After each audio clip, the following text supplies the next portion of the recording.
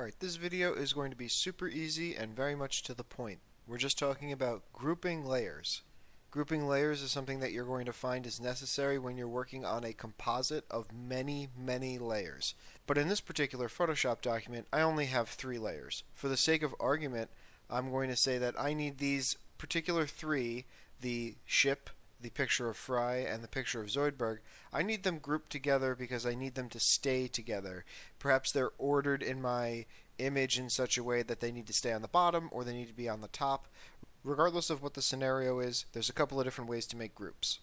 First of all, if you're on a PC, if you hold down the Control key, you already have one layer selected, but if you have the Control key held down and you click on another layer, you can select a different layer without selecting the layer in between.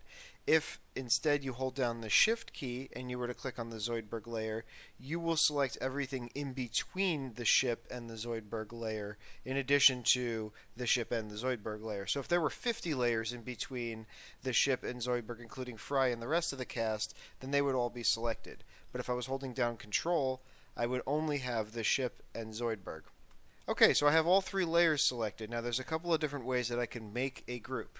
First thing you can do is you can come down to the bottom of your layers panel and you can click on this little button right here which says create a new group.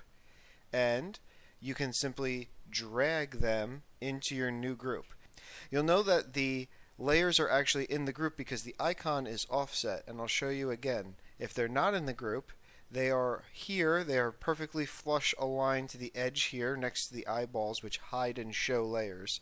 But if I drag them into the group, 1, 2, and 3, there's now a gap that symbolizes that they are inside this group. If you need to be absolutely sure, you click on the little arrow here to collapse the group and everything disappears with it. So that is one way to make a group.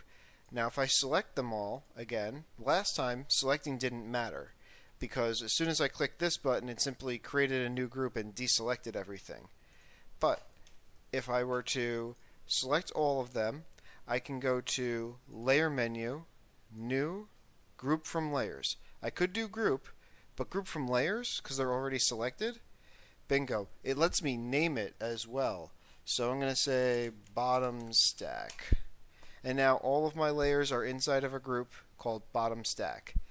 And you'll see as time goes by when you're working on composites, chimeras, or personal montages and other work, groups are going to be super useful.